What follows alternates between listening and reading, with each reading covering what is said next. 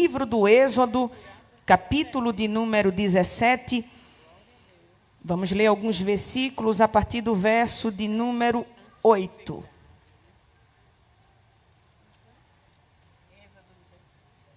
Êxodo, capítulo de número 17. A partir do verso de número 8, se você encontrou o texto e podemos ler, confirme isso dizendo um amém. Amém. Diz assim a palavra do Senhor. Então veio Amaleque e pelejou contra Israel em Refidim. Pelo que disse Moisés a Josué: escolhe-nos homens e sai e peleja contra Amaleque. Amanhã eu estarei no cume do outeiro, e a vara de Deus estará comigo. E fez Josué como Moisés lhe dissera, pelejando contra Amaleque. Mas Moisés, Arão e Ur subiram ao cume do outeiro. E acontecia que quando Moisés levantava sua mão, Israel prevalecia. Mas quando ele abaixava sua mão, Amaleque prevalecia. Porém, as mãos de Moisés eram pesadas. Por isso, tomaram uma pedra e a puseram debaixo dele para sentar-se sobre ela. E Arão e Ur sustentaram as suas mãos, um de um lado e o outro do outro. E assim ficaram as suas mãos firmes até que o sol se pôs. E assim Josué desfez a Amaleque e ao seu povo a fio de espada. Então disse o Senhor a Moisés: escreve isso para memória em um livro e relata aos ouvidos de Josué que eu totalmente hei de riscar a memória de Amaleque de debaixo dos céus. E Moisés edificou um altar e chamou o seu nome: o Senhor é a minha bandeira. Você diz amém por esta palavra? Já estamos regados das orações. Tome o seu assento, mas faça isso adorando ao Senhor. Deixe a sua Bíblia aberta. Vamos meditar um pouco na palavra do Senhor. Querida igreja, o livro de Êxodo foi escrito com o propósito de registrar o desenvolvimento do povo de Israel como nação. Todo o contexto deste livro se passará dentro de um ambiente de deserto. É num deserto onde todas essas coisas vão acontecer. O nome Êxodo significa saída. Isto porque vai registrar com detalhes como o Senhor retirou com braço forte o seu povo de dentro da servidão e da escravidão que tinha recaído sobre eles dentro do Egito. Mas embora o nome deste livro signifique saída, quando nós começamos a ler, percebemos que o início da sua história não se dará com uma saída, mas com uma chegada. Ele trata sobre a saída do povo, mas estreia os seus primeiros versículos falando de como o povo adentrou naquela terra, de como chegaram naquela região. Este livro também é um livro que vai falar de libertação, porque vai dizer como o povo de Deus foi liberto da servidão. Mas embora retrate a libertação, ele vai se iniciar falando da dura opressão e escravidão que era oprimida, que era liberada sobre o povo de Deus. Perceba que a história começa de um jeito, mas vai terminar de um outro completamente diferente. O livro tem um tema, o livro tem um nome, mas o seu início é completamente diferente do seu final. termina com libertação, termina com saída, mas começa com entrada, começa com opressão e escravidão.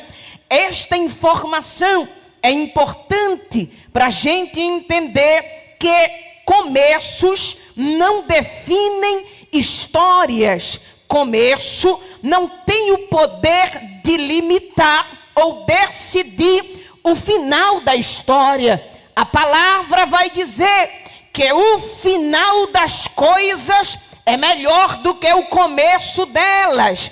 A palavra vai dizer que o teu começo a princípio terá sido pequeno comparado ao teu final. Eu sei que eu só estou na introdução da mensagem, mas eu já tenho algo da parte de Deus para entregar para a tua vida. E se eu fosse você, eu recebia isso, era com a mão direita erguida, porque é de Deus, e aproveita porque é de graça. O teu final será melhor do que o teu começo, assim te diz o Senhor. Deixa eu entregar a palavra, porque alguém quer te limitar, porque diz, o começo foi precário, o início foi pequeno, mas o Deus que sabe trabalhar na história de gente pequena, está patrocinando a tua história nesta tarde, e está dizendo, eu tenho um final grande reservado para você. Deixa o tempo passar, o Senhor vai fazer. Tem alguém que acredita na palavra? Oh glória, oh glória. Começos não definem histórias. Saul até começou bem, mas terminou mal.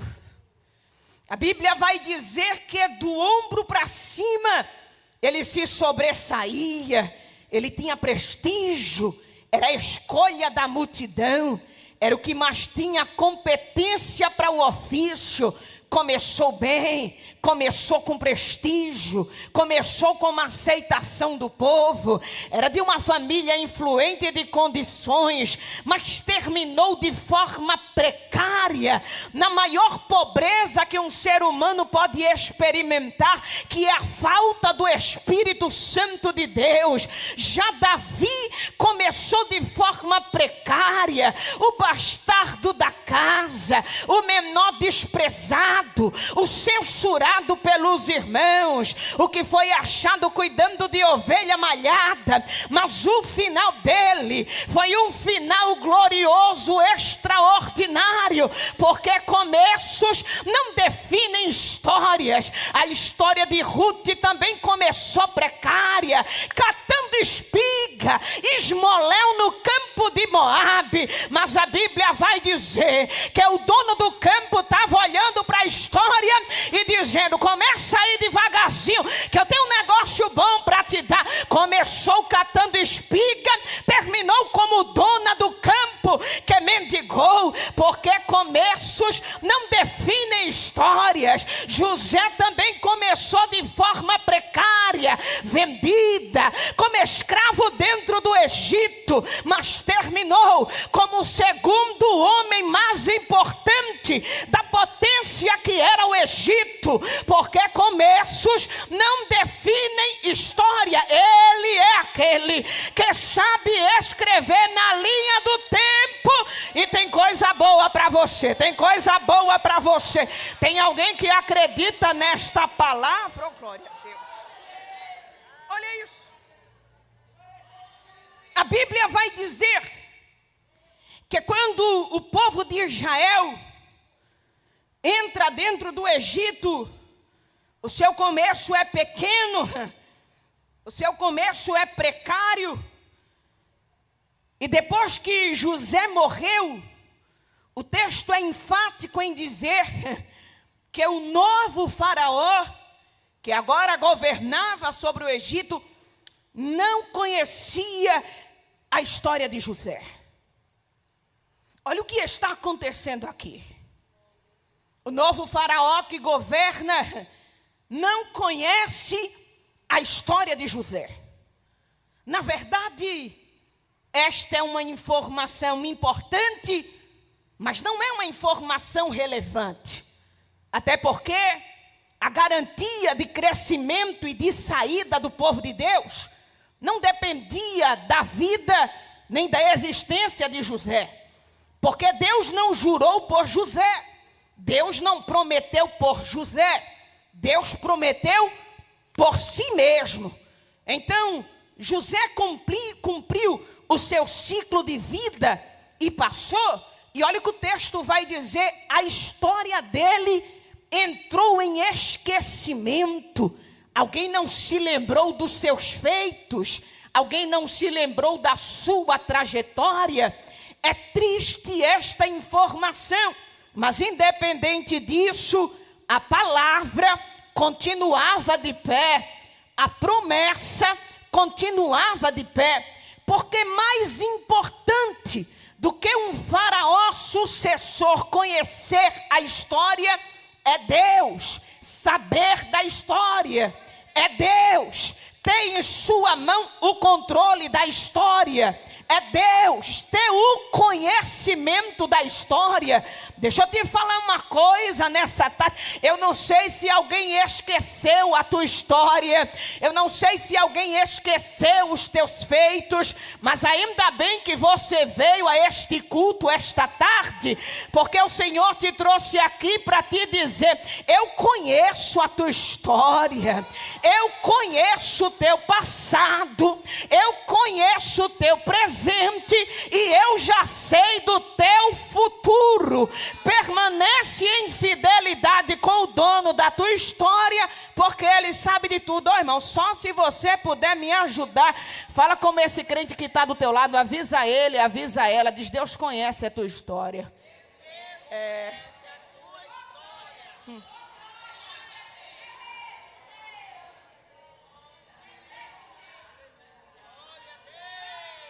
A Bíblia vai dizer que o novo faraó não conhecia José e se incomodou com o crescimento do povo. Ele achou estranho, porque o povo estava crescendo demais, estava crescendo fora do limite, estava crescendo fora do padrão, estava crescendo fora do ritmo, estava crescendo fora da lógica, estavam crescendo fora do normal. Aí o faraó, ele pegou e se incomodou. Quando eu leio essa história assim, eu viajo, eu fico pensando, e quando eu vejo o desfecho dela, eu penso: meu Deus, esse faraó tinha tudo para terminar a sua gestão em paz, de bênção. Ele tinha tudo para ser um rei bem sucedido, seguir história, marcar a sua geração. Mas ele achou por bem de implicar com o único povo da terra que ele não poderia implicar. Olhe para cá, no tempo que Faraó implicou com o povo de Deus, havia centenas de descendência, centenas de povos, centenas de nações, mais de 100. Ele foi escolher exatamente o povo errado para implicar, para arrumar causa, para arrumar problema.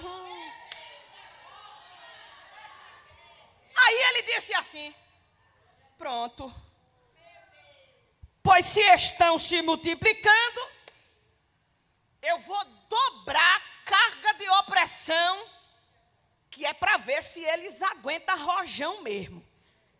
Aí o texto vai dizer que Faraó multiplicava os trabalhos, a opressão, e os afligia. Aí o texto vai dizer assim: quanto mais os afligia, tanto mais cresciam e se multiplicavam. Eu vou de novo para você entender. A Bíblia diz que Faraó multiplicou a opressão. Aí o texto diz: quanto mais os afligia, tanto mais, ou seja, 2 vezes mais se multiplicavam e cresciam. Eu vou traduzir só para você receber. Foi Deus olhando do céu para o povo e dizendo: pronto, para cada carga de opressão que Faraó investir, eu vou investir o dobro de multiplicação. Se ele investir 2 cargas de opressão, eu invisto 4 de multiplicação. Se ele oprimir 4 vezes mais, eu faço multiplicar 8 vezes mais. Bora ver quem é que aguenta. Bora ver quem é que se quebra. Era Faraó oprimindo e Deus multiplicando, Deus multiplicando, Deus multiplicando. Porque o povo de Deus não é humilhado sem que o seu Deus se levante. Você acredita que ele está se levantando em teu benefício? Ergue a cama, anda. Olha isso. Faraó oprimia. Aí Deus, pronto, agora que o povo vai multiplicar, agora que vai crescer. Mas olha que observação maravilhosa. Tanto mais cresciam e multiplicavam. Diga comigo, cresciam e multiplicavam. Faça melhor, diga tanto mais. Para você não esquecer, diga 2 vezes mais. Diga, crescia e se multiplicava. Não era um crescimento desordenado. Não era uma competição de Deus com Faraó. Porque Faraó não aguenta, Deus não compete. Era uma coisa planejada, calculada e manifestação de maravilha e de poder de Deus. Olha como o texto vai definir. Cresciam e se multiplicavam. Multiplicar é número. Uma mulher que tinha um filho e agora tem 2 com facilidade. Isso é multiplicação, é aumentar a quantidade. Mas olha o que o texto vai dizer. Cresciam também. Está dando aumento de quantidade e qualidade no crescimento. O que o texto está dizendo é, não é porque multiplica que multiplica doente. Não é porque multiplica que multiplica raquítico. É Deus dizendo, eu não trabalho com marketing não, eu trabalho com verdade. Tem crescimento e tem qualidade para o crescimento. Tem crescimento e tem desenvolvimento também. Sabe por quê? Porque a mão que te sustenta é maior do que a mão que te oprime. A mão que te sustenta é maior do que a mão que te rebaixa. É alguém querendo te derrubar e a mão de Jeová te colocando para cima, porque a mão que te sustenta é maior do que a mão que é por isso que você não morre, porque a mão que sustenta é maior. Aí olha o que o texto vai dizer, meu Deus do céu, isso é muito lindo. O texto vai dizer que cresciam e se multiplicavam, pelo que eu amo a Bíblia, irmão. O texto vai dizer que os opressores se enfadavam de oprimir o povo. E o povo continuava vigoroso. Eu vou melhorar para você entender. Quem chicoteava, cansou. E quem estava levando chicote nas costas, continuava vigoroso, cheio de vigor, cheio de força, cheio de ânimo. Aí quem estava batendo disse, como é isso? A gente que bate cansa e eles que apanham não cansa. Como é que é isso? É mistério de Deus com o povo dele. Ninguém vai entender. Porque no deserto todo mundo morre. Mas o deserto com Jeová, tu vive, tu dorme, ainda sai mais gordo do que entrou. Porque tem cuidado dele de dia, de noite, de... Às vezes, entenda isso, os opressores se cansavam. Você acredita que o seu opressor, ele vai se cansar? Eu estou sentindo graça de Deus para liberar essa palavra. O teu opressor vai se cansar.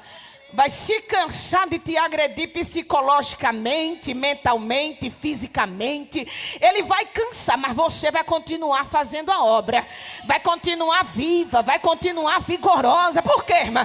É porque a mão que te sustenta é mais forte. A mão que te sustenta vai te manter de pé. Levanta a mão para receber essa palavra, porque o Senhor está trazendo um tempo de refrigério. E está dizendo, dizendo: eu vou cuidar de você, eu vou cuidar de você. Quanto mais oprimirem, mais graça eu vou te dar. Quanto mais perseguirem, mais mensagem tu vai ter. Quanto mais censurarem, mais autoridade vai ser investida na tua vida. Recebe, recebe, recebe, recebe a palavra de Deus, recebe. Quem oprimia cansava. Quem era oprimido tinha vigor. Porque às vezes Deus vai permitir o ataque. Eu não sei se você pode confortar essa pessoa que está do seu lado, dizendo isso a ela. Diz assim: irmã. Fala com ela, fala assim: irmã. Às vezes Deus vai permitir o ataque. Diz a ela assim: mas não se preocupe não, porque Ele permite o ataque, mas anula o efeito do ataque. Ele está causando confusão no território inimigo, porque Ele está permitindo o ataque, mas está dizendo: o efeito não vai funcionar não. Você acredita nisso?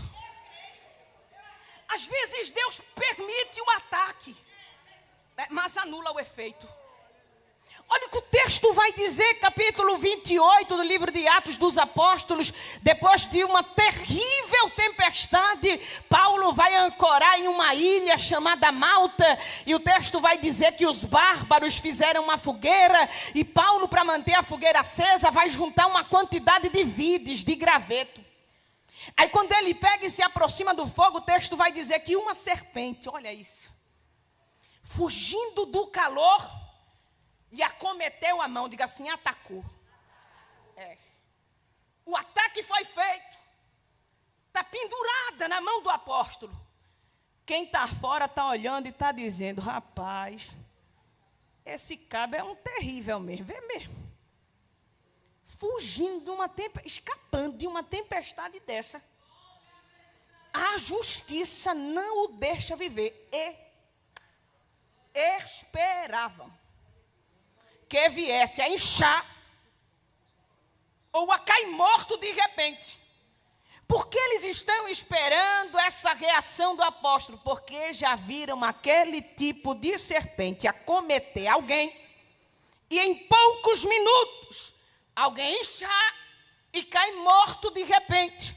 Mas a Bíblia vai dizer que Paulo, sacudindo a mão, jogou a serpente no fogo e continuou fazendo o que estava decidido a fazer. O que foi que aconteceu, irmã? Deus permitiu o ataque, mas anulou o efeito do ataque. Permitiu o ataque, mas anulou o efeito do veneno. Por que é que Deus permite o ataque? Para o teu inimigo entender que mais forte que a investida é a misericórdia e a graça de Deus. Salmos 46. O salmista está cantando e está dizendo: Deus é o nosso refúgio e fortaleza. Ele vai dizer que tem uma cidade que está sendo afligida, atacada. Olha o que o texto vai dizer: ela é atacada, mas não é abalada. Ela recebe bombardeio, mas permanece de pé. É Deus dizendo: eu permito o ataque, mas alguém pensa que você vai cair, alguém pensa que você vai tombar, mas é o inimigo atacando um lado e ele te forjando o outro. É o inimigo atacando um lado e ele te fortalecendo o outro. Ele permite o ataque, mas anula o efeito. Aí o apóstolo Paulo está escrevendo e está dizendo: às vezes a gente é atribulado. Atribulado a gente é. Porque tem coisa que atribula mesmo, irmã. A mente fica daquele jeito. Aí Paulo vai dizer assim: atribulado sim. Agora angustiado não. Angustiado não. Angustiado não, por quê? Porque quando a minha alma quer sair do prumo, quer desalinhar, Aí eu oro ao meu Senhor e digo assim: por que te perturbas, ó minha alma? O que é que está acontecendo aqui dentro? Por que está angustiada dentro de mim? Ei, olha para cima, espere em Deus, espere em Deus.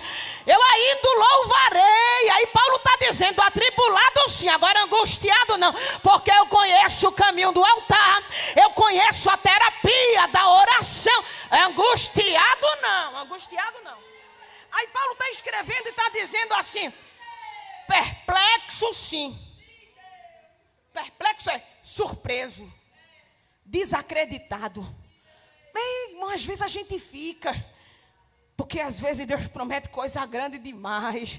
A gente pensa: meu Deus, eu estou surpresa assim, com a grandeza da promessa, mas Senhor, para acreditar nisso dá um trabalho. Aí a gente fica perplexo diante da palavra que recebe. Aí Paulo está dizendo: perplexo sim, agora desanimado não.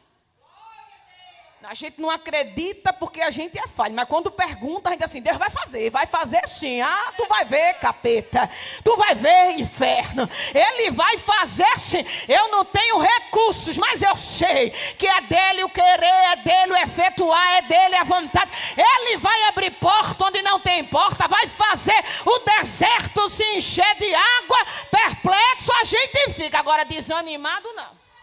A gente acredita, é morrendo e acreditando. É café lá embaixo, mas acreditando. É cambaleando no meio do caminho, mas acreditando. Ele vai fazer. Aí Paulo está escrevendo e está dizendo assim: perseguido sim.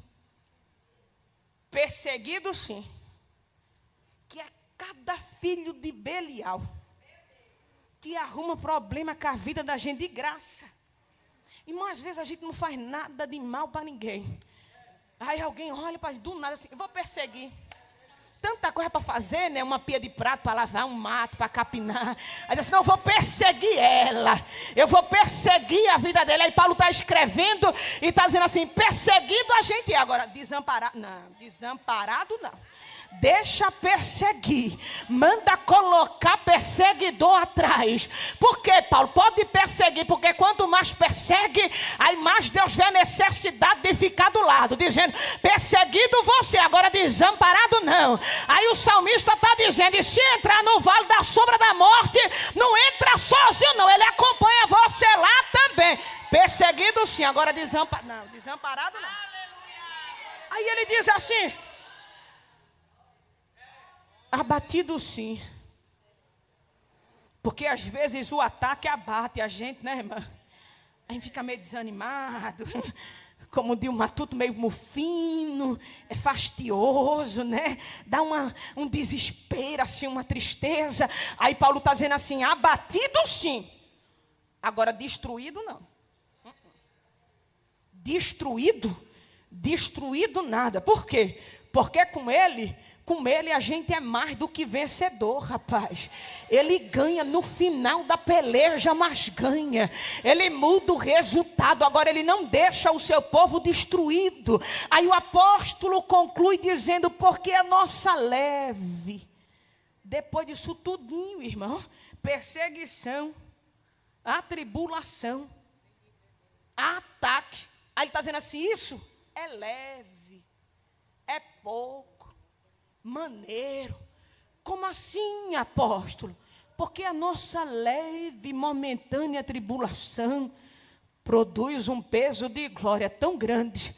O que Paulo está dizendo é: quando ele começar a derramar a glória, vai ser numa porção tão grande que tu não vai nem lembrar. Vai dizer que a prova foi leve, a dor foi leve, o sofrimento foi leve, e a glória é maior, a graça é maior, a restauração é maior, o renovo é maior. Você acredita que ele está te renovando nesta tarde e está dizendo: você não vai morrer não, eu te trouxe aqui para te renovar. Seja renovada pela palavra, oh glória a Deus. Então a Bíblia vai registrar que Deus permitia o ataque no seu povo, mas anulava o efeito.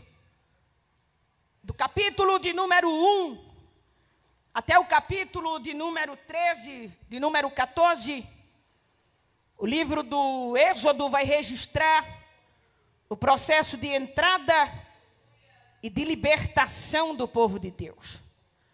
A partir do capítulo de número 14, a Bíblia vai registrar como que foi a trajetória do povo dentro do deserto, longe da servidão e da escravidão do Egito.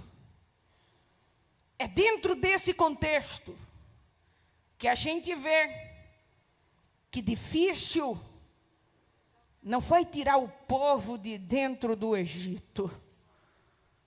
Difícil foi tirar o Egito de dentro do coração do povo. É dentro do deserto que o povo vai revelar a sua essência má, ingrata, murmuradora.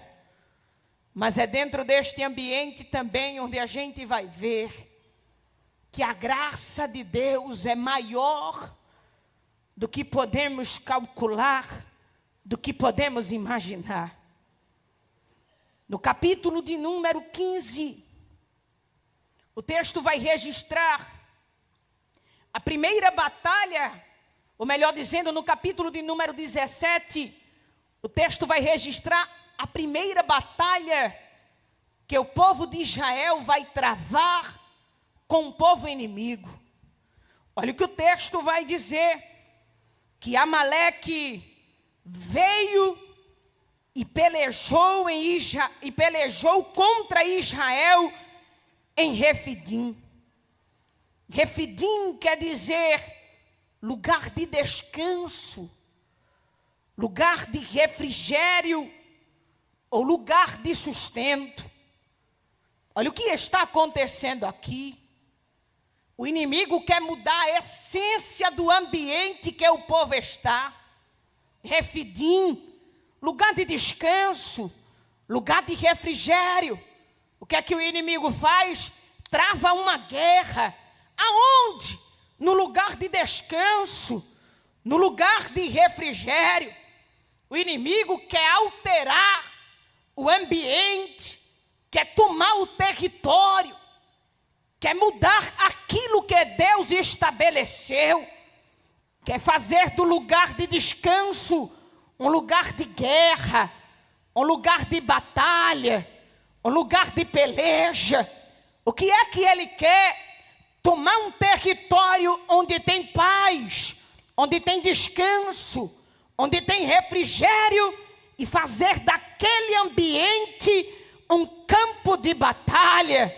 Mas eu venho esta tarde com uma palavra da parte de Deus para a tua vida, para te dizer que o inimigo da minha e da tua alma não vai se apropriar de território que Deus já estabeleceu a bênção, que Deus já estabeleceu a paz. Já foi lido esta tarde, aquilo que Deus abençoa, abençoado está. Pode bater tambor, pode derramar farinha, pode derramar azeite. Deus está dizendo, nenhum mal te sucede, praga nenhuma vai chegar na tua tenda. Oh, irmão, estou sentindo graça. Estende a tua mão em direção à tua casa esta tarde, porque Jeová está dando ordem de retirada para o mal e está dizendo, é lugar de paz, é lugar de refrigério. Anda, cama, súria, eita, como ele está trabalhando com o valente e está dizendo, vai ter paz dentro da tua casa, vai ter paz naquele lugar. Não é território de peleja, é terra de descanso, é terra de descanso, é terra de descanso. Anda, cama, eita, meu Deus. Deus está dando um baixa no circo do capeta hoje.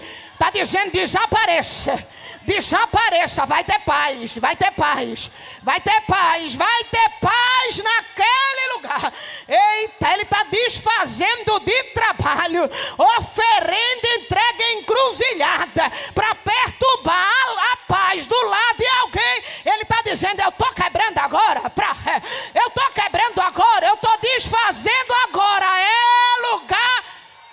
descanso, é lugar de descanso.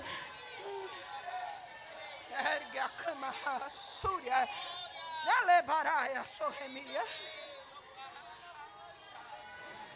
Moisés se posicionou e disse assim para Josué: se o inimigo está vindo, a gente vai também. Ele está achando que vai achar território fácil aqui, é? Mas ele não vai não. Josué escolhe. Repita essa palavra comigo, diga escolhe. Diga mais forte, escolhe. Fala com esse crente que está do teu lado, diz ele escolhe. Olha o que Moisés falou para Josué, escolhe homens para saírem a peleja contigo. Escolher é aprender a eliminar. E se você não tiver pulso para eliminar algumas coisas e algumas pessoas, vai ter muita batalha que você vai travar e vai perder. Porque não é um passeio no parque, não é um cafezinho no shopping, é batalha, é peleja. E você sabe que covarde em guerra não se cria, fofoqueiro em guerra não se cria, medroso em guerra não se cria, coloca a cara, mas quando as coisas aquecem, aí arruma logo desculpa, vai embora e ainda sai falando mal de você. Moisés é categórico e diz: escolhe, separa. Não é sobre quem quer ir, não é sobre quem gostaria de ir, é sobre quem está preparado para ir. Não é sobre o que eu quero, é sobre alinhamento com Deus. Você acredita que nesta tarde o Senhor está te direcionando a escolhas que contribuirão nas tuas pelejas? Escolha para não levar para a sua guerra gente que não agrega, gente que não ajuda. Escolha para não deixar participar das suas guerras gente que atrapalha e que não tem o poder de alterar o resultado dentro do campo de batalha. É melhor entrar só do que entrar mal acompanhado. É melhor pelejar só do que pelejar mal acompanhado. Mas deixa eu te falar uma coisa: aproveita a graça de Deus sobre a tua vida esta tarde e o direito que Ele está te dando de escolher amigos para pelejar com você. Você acredita que Deus vai te dar amigos para pelejar com você? Deus vai te dar amigos para pelejar. Ah, irmão, se eu não crer nisso, eu morro. Assim que eu comecei a pregar, eu sabia, eu disse assim: meu Deus, isso não vai ser fácil, Senhor. Me ajuda na guerra. Eu não tenho estrutura para muita coisa. Senhor, eu aguento pouco, Senhor. Eu suporto pouca coisa. Esse meu temperamento é um pouco explosivo demais, Senhor. E quando eu me deparava diante de uma situação, irmã Alda, que eu sentia assim, que eu ia sair de mim, que eu ia perder o controle. Eu dizia assim: não deixe não, Jesus, não deixe não. Jesus, não deixe não. Jesus, me segure, não deixe não. Aí o Senhor falou comigo e disse assim: eu vou te dar ajudadores na peleja, companheiras de batalha. Como assim, Senhor?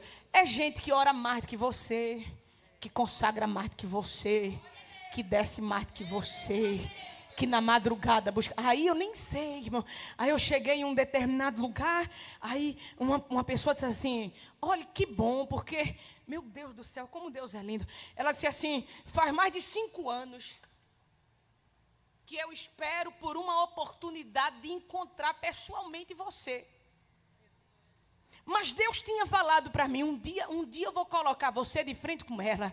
E eu disse, oh irmã, que honra. Ele disse assim, irmã, ela disse para mim, minha irmã, desde a primeira vez que você pregou na live da sua igreja, no período de pandemia, eu estava dentro da minha casa lhe escutando.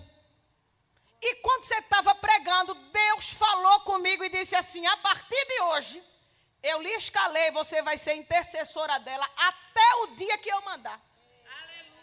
Faz 5 anos que eu oro por você todos os dias, de madrugada e no monte, todo dia. Só estou lhe encontrando hoje. Aí Jeová falou para mim, eu não te disse que ia escolher gente para pelejar as tuas pelejas, para lutar as tuas lutas. Se acredita que Ele vai te dar aliado do céu. Escolhe. Moisés falou com Josué, escolhe. Escolhe homens para irem contigo à peleja. E enquanto você escolhe, Josué, eu vou subir ao cume do monte e vou fazer a minha parte de lá. Tem uma guerra. E a partir daqui, essa guerra, essa batalha agora vai ser travada de 2 ambientes. Alguém está pelejando no cume do monte e alguém está pelejando embaixo no campo de batalha. Tem 2 ambientes estabelecidos.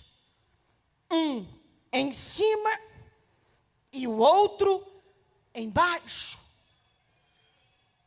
Os soldados de baixo lutam com espada, com lança, contato físico, calor da guerra, mas em cima alguém está pelejando também, não com espada na mão, não com arco e flecha armado, não tem lança para manipular, mas está pelejando, está batalhando, travando peleja também. Não há méritos, nem nome, para alguém que se destaque dentro dessa guerra. A vitória é importante para todos, mas é importante que alguém se posicione no lugar que Deus o chamou para pelejar. Alguns irão para a fronte da guerra, outros ficarão mais recuados, mas o general das nossas guerras, que está no alinhamento e na estratégia de tudo, está pelejando embaixo, está pelejando em cima, está ajudando quem peleja com espada, está trabalhando por quem peleja com lança. O general da nossa guerra é Deus. Olha o que o texto vai dizer. Que enquanto Moisés estava em cima, Josué estava pelejando embaixo. A Bíblia vai falar uma observação muito importante. Quando Moisés estendia as mãos, Josué e o povo de Israel prevalecia. Mas quando ele baixava a mão, Amaleque prevalecia. Olha o que está acontecendo aqui. O que o texto está dizendo é: o resultado da peleja embaixo mudava drasticamente quando alguém se posicionava pela peleja em cima. Deixa eu melhorar esse negócio para você receber.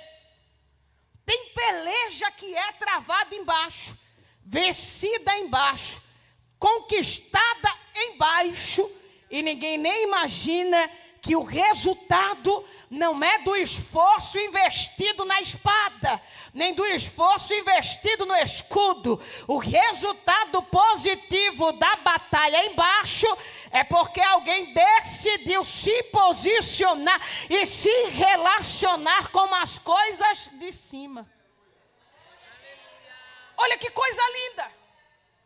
A mão estendida, Josué prevalece. A mão cansava, Amaleque prevalecia. Levantava a mão com esforço, Josué prevalecia. A mão cansava, Amaleque prevalecia. A Bíblia diz que é com Moisés subiram Arão e Ur, que perceberam. Rapaz, esse homem tem um mistério muito forte. Tu percebesse, Arão, que quando ele faz assim, a gente ganha. Quando ele faz assim, a gente perde. O mistério está com ele, mas a ajuda está com a gente. Pega uma pedra, que o bichinho está em pé, faz tempo, está cansado. A gente vai sentar ele numa pedra para ele descansar. Se o mistério está na mão, a gente vai investir naquilo que Deus confiou a ele. Oh, irmão, eu amo isso. Porque eles entenderam, a peleja é contra o inimigo, não é contra de quem Deus levanta dentro da casa, não. A peleja é contra Amaleque, a peleja não é contra Josué, não é contra Moisés, não é para ver quem se destaca mais dentro da guerra, não. A peleja é contra o inimigo, e se a peleja é contra o inimigo, com os da casa, a gente ajuda, a gente esforça, a gente levanta, a gente apoia, a gente dá descanso. Oh, minha irmã, pelo amor de Deus, me ajude a pregar esta noite, esta tarde. Segure na mão dessa pessoa que está do seu lado, segure na mão dele, segure na mão dela aí, vá. Você está segurando? Esse crente já deu sinal de que está vivo? É, porque quem está vivo reage. Quem não tem reação é crente que já morreu, que não tem esperança. Mas crente vivo, até chorando ele dá glória, até na prova ele adora. Aperta a mão dessa pessoa que está do teu lado, até ela reagir, pelo menos com um grito de glória a Deus. Vê se ela está viva, se ele está vivo. Deixa eu ver se tem crente vivo nesta tarde, deixa eu ver se tem. Eu acho que as minhas irmãs estão vivas, está segurando na mão dele, na mão dela. Fala com essa pessoa que está do teu lado, diz a ela assim: minha irmã, a minha peleja não é contra você. Diz a ela: se depender de mim, você cresce, você vence, você prospera, Deus te usa, Deus te leva, Deus te enche. Se depender de mim, você vai. Diz a ela: eu estou aqui para segurar o teu braço e o Senhor trabalhar por mim. Oh glória, oh glória.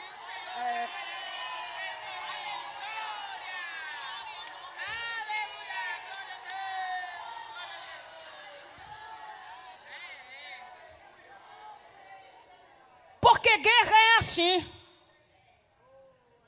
Quem sabe usar espada, desce e usa espada. Quem sabe usar lança, vai lá e usa lança. Quem tem mistério com Deus, fica no mistério com Deus. E quem não entendeu o mistério, não sabe usar espada e não sabe usar lança, ajuda quem Deus já entregou o mistério. Mas você é importante nessa guerra também, hein? Não sabe cantar, não sabe pregar, não sabe profetizar, não sabe organizar, mas sabe apoiar quem Deus levantou para usar. Então você é importante nessa guerra também. Sabe levantar quem Deus levantou? Então você é importante nessa guerra também. Arão e Ur não fizeram nada além de...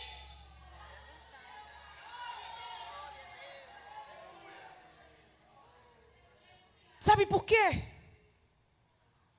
Porque Moisés é forte, Moisés é importante, Moisés é essencial, um líder proeminente, decisivo no campo de batalha, mas ele também cansa, ele também tem limites. Você não sabia, não? Então deixa eu revelar para você. Homem de Deus cansa. Mulher de Deus cansa. Dirigente cansa. Pregadora cansa. Cantora cansa. Pastor cansa. É normal. Somos humanos. Limitados. Mas não somos concorrentes. Não somos inimigos. Não censuramos o cansaço do outro. Tenha perto de você pessoas que entendam que você é usada, mas cansa. Que Deus faz através da tua vida, mas você cansa. Não é gente que te vê pregando e vê Deus derramando graça e depois quando te vê cansada, desacreditada, aponta para você, censura e sai falando que não deve falar. Foge dessas pessoas. Tenha perto de você gente que entende. Deus usa ela, Deus usa ele, mas é humano, é humana. Arão e Ur. Disse, a gente não vai ter censura não, Moisés. A gente não vai mandar as tropas saírem de guerra porque a tua mão cansou, não. O que eles estão dizendo é, Moisés, aqui a gente não descarta a gente cansada, não. A gente ajuda, a gente esforça. Fuja de pessoas que só gostam da tua utilidade, da tua funcionalidade. Coloca essa cambada para longe. Deixa Deus trazer para perto de você gente que ajuda, que apoia e que levanta. Você está cansado, Moisés, mas serve. Você está cansado, mas se o mistério está na tua mão, a gente vai te ajudar. Não é em cima que a sua mão tem que ficar. Segura aqui desse lado, Arão. Segura do outro lado. Pronto. Se a mão em cima que tem que ficar, é em cima que vai ficar. E Israel prevalecendo no campo de batalha. Prevalecendo, prevalecendo, prevalecendo, prevalecendo. Aí o texto vai dizer que o próprio Deus falou com Moisés e disse assim, meu Deus, como isso é lindo. Moisés, faz Josué saber, lá embaixo, o que era que estava acontecendo aqui em cima. Ah, irmã, tem gente que ganha tanta peleja, né?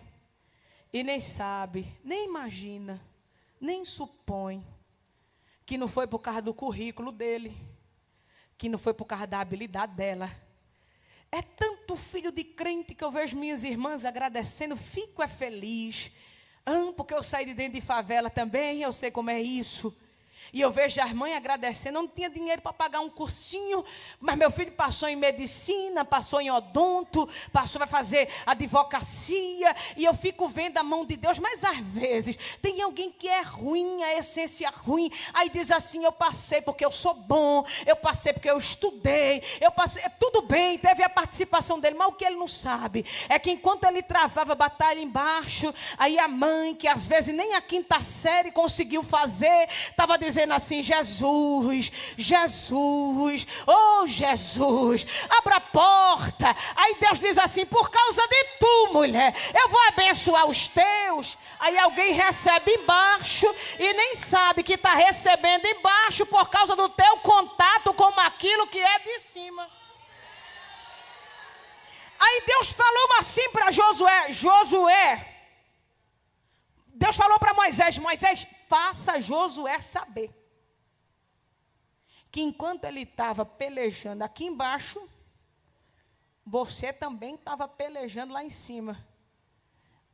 Aí Moisés foi e contou tudinho para Josué, e o texto vai dizer que Deus decidiu riscar a descendência de Amaleque e Refidim, que era lugar de refrigério, de descanso e de sustento, agora se tornou um lugar onde Deus achou por bem hastear uma bandeira.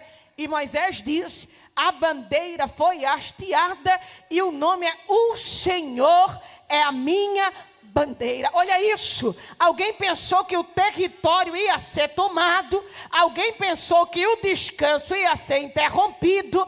Alguém pensou que a paz ia acabar. Mas o Senhor, além de dar vitória, hasteou uma bandeira para dizer: esse território aqui tem um dono, tem um povo, e ele não perde em batalha. Você acredita que Deus está levantando uma bandeira nos territórios da tua casa esta tarde? Eita, que o inimigo de longe vai ver a bandeira e vai bater em retirada. O Senhor é a minha bandeira. É a sua bandeira também? É a sua bandeira também? A guerra vai ser vencida e o nome dele vai ser glorificado. Olha isso. Deus deixou claro que a guerra não tem o poder de mudar aquilo que ele já decidiu. É ambiente de descanso, é ambiente de sustento. E se o inimigo vir, vai perder a guerra, vai saber que Deus cuida de você e ainda vai ver uma bandeira sendo levantada para deixar claro: este território aqui tem dono. Você acredita nesta palavra? A tua casa tem dono, a tua terra tem dono, a tua família tem dono. Tem bandeira de Jeová sendo hasteada naquele lugar. O inimigo pode até chegar perto, mas não toca, mas não invalida, não anula aquilo que Deus decidiu. Tem bandeiras de Deus sendo levantada para delimitar território. Território é de Deus, é de Deus. Tem alguém que acredita nesta palavra? Oh, glória. Que Deus te abençoe. Deus abençoe a tua vida. Deus abençoe a tua casa. E saia daqui esta tarde com esta certeza: a tua terra tem dono. A tua casa tem dono. A tua família tem dono.